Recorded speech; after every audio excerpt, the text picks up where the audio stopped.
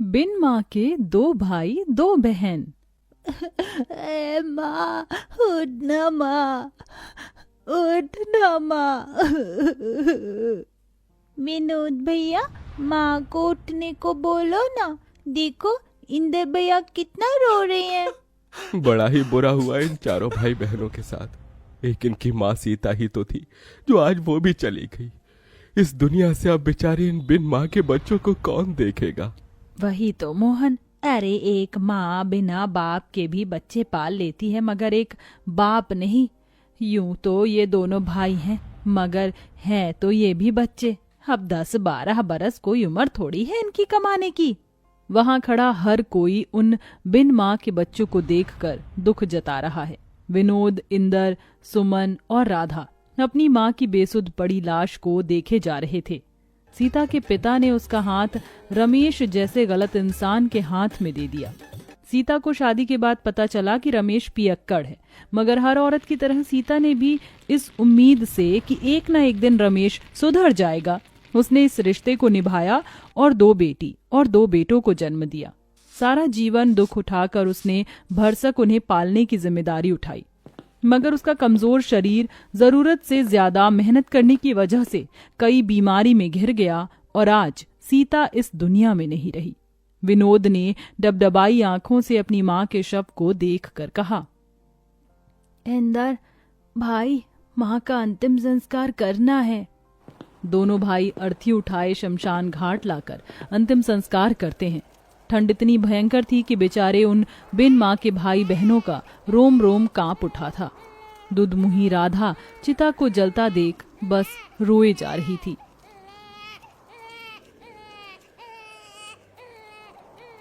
खुद जलते जलते भी वो माँ अपने औलाद के उघार शरीर को गर्माहट से भर जाती है। बेचारे उन चारों भाई बहनों को भूखे प्यासे 2 दिन हो जाते हैं।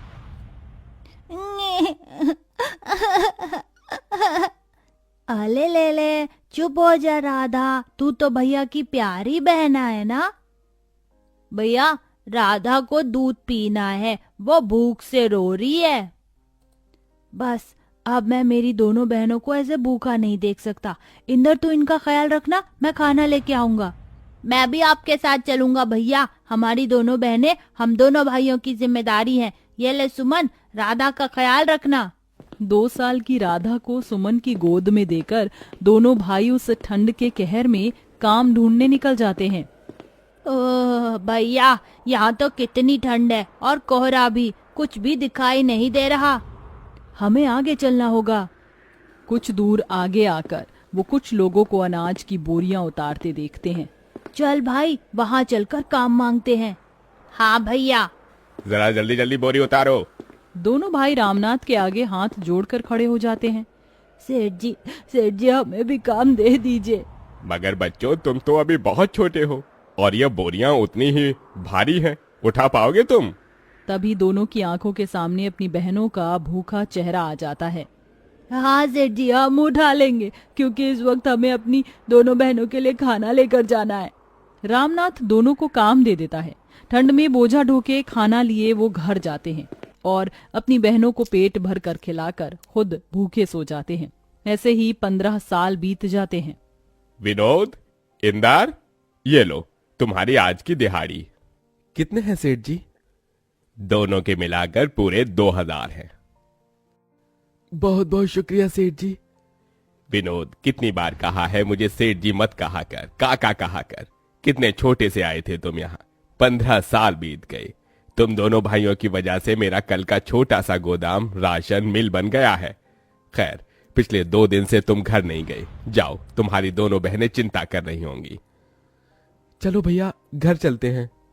तभी उन्हें जाता देखकर रामनाथ ने कहा, इन दोनों भाइयों को देखकर लगता ही नहीं है कि ये बिन माँ के बच्चे हैं। खुद पर दुख उठाकर अपनी दोनों बहनों को पढ़ाया लिखाया। ईश्वर ऐसा भाई और ऐसी औलाद हर माँ को दे। राधा, सुमन, कहाँ हो हमारी प्यारी बहनों? विनोद भैया, इंदर भैया, कहाँ थे आप? आप दोनों को देखो तो, मुंह कैसे मुरझाया हुआ सा है। अरे वो सब छोड़ो और ये देखो, हम तुम दोनों के लिए क्या लाए हैं। क्या लाए हैं भैया?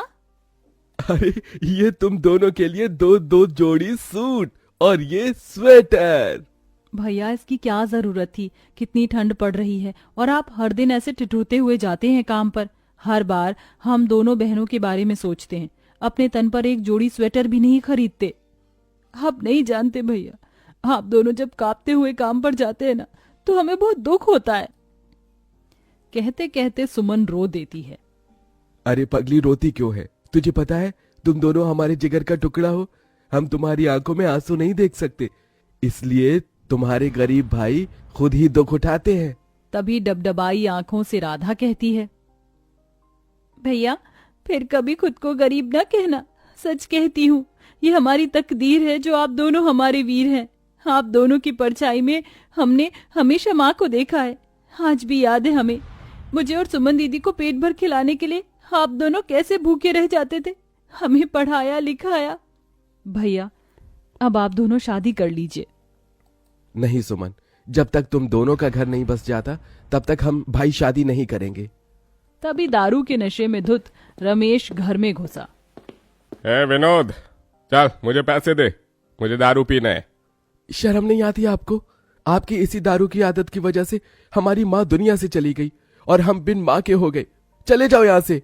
ऐसे ही दिन बीतते गए और दोनों भाई राधा और सुमन के लिए रिश्ते देखने लगे। फिर एक दिन बड़ी सी गाड़ी उन बिन माँ के गरीब भाई बहन के द्वार पर आई। आइए वसुंधरा जी, मुझ गरीब भाई की कुटिया में आपका स्वागत है। इंदर, जाकर राधा और सुमन को ले आ। वसुंधरा दोनों की सादगी देखकर उन्हें पसंद कर लेती है। विनोद, मुझे तुम्हारी बहनें पसंद है। तुम बस शादी की तैयारी करो, मैं जल्दी अपने बेटों की बारात लेकर आऊंगी। माँ जी, मेरी आपसे एक विनती है। आप तो जानती हैं हम दोनों बिन माँ की बेटियां हैं। हमारे भाइयों ने बड़ा दुख उठाकर हमें पाला है। हमारे भाई दहेज नहीं दे पाएंगे। ये सुनकर दोनों भाइयों की आंख से आंसू छलक जाता है। बेटी, मुझे कोई दहेज नहीं चाहिए, चलती हूँ। ऐसे ही दिन बीतते हैं। इधर शादी का दिन पास आया है तो वहीं ठंड कई गुना बढ़ जाती है। भैया आज आपकी तबीयत बिल्कुल ठीक नहीं लग रही है। हाँ भैया, लगता है आपको ठंड लग गई है। आज आप आराम कीजिए। नहीं इंदर, अभी बहनों की विदाई के लिए पैसे जोड़ने हैं, मैं घर पर नहीं बैठ सकता। ये कहकर उतनी ठंड में भी विनोद काम पर चल देता है। अब वह दिन भर बोरी ढोते और फिर बचे वक्त में जूते साफ करते तो कभी मलबा ढोते। अब शादी की रस्म भी शुरू हो जाती है। राधा सुमन को हल्दी मेहंदी लगाने लगती है। भैया, कल इसी वक्त हमारे आंगन में बहनों की बारात आएगी। ये हम दोनों भाइयों का कितना बड़ा भाग्य है ना भैया, जो अपनी बहनों का कन्यादान हम करेंगे। हाँ इंदर। मगर दोनों को कहाँ पता था कि एक और दुख उन पर आन पड़ने को है। शादी के रखे पैसे को रमेश चुरा कर ले जाकर दारू पी जाता है और खूब सट्टा खेलता है, जिसके बाद दोनों चिंता में आ जाते हैं। भैया पैसे तो है ही नहीं। हे भगवान, कितनी मुश्किल से कर्ज उठाया था शादी के लिए, अब ऐन मौके पर कौन देगा ऐसे पैसे। अरे यार, आज राधा और सुमन की बारात है, हमारी बहनों की इज्जत चली जाएगी, कैसे करेंगे हम उनकी विदाई। माँ, तेरे दोनों बेटे हार गए माँ। दरवाजे पर खड़ा रामनाथ ये सुन लेता है और फौरन पैसे मंगवा कर उन्हें दे देता है। विनोद, इंदर, ये लो और इसे अपनी बहनों का कन्यादान करो। बहुत बहुत शुक्रिया काका, आज आपने हमारी बहनों की विदाई रुकने से बचा लिया। जिसके बाद दोनों उनका कन्यादान करते हैं और शादी बड़े धूमधाम से वसुंधरा के बेटों से होती है, जिसे कि पूरा गांव देखता है। और विदा होते हुए सुमन दिल से रोते हुए कहती है, भैया आपने हम दोनों के लिए माँ और पिता दोनों का फर्ज निभाया। जाते जाते इस बहन को एक खुशी और दे दो। बोल मेरी बहन। भैया अब बस अपना घर बसा लो, हम दोनों आपका घर बसते देखना चाहती हैं। थोड़े ही दिनों बाद दोनों भाई भी शादी कर लेते हैं और चारों बहन भाई अपने अपने जीवन में खुशी को पाते हैं। कहते हैं इस दुनिया में माँ की जगह कोई नहीं ले सकता, मगर इंदर और विनोद जैसे भाई जिस भी गरीब बहन के भाग्य में हो तो माँ और पिता दोनों का रूप मिल जाता है।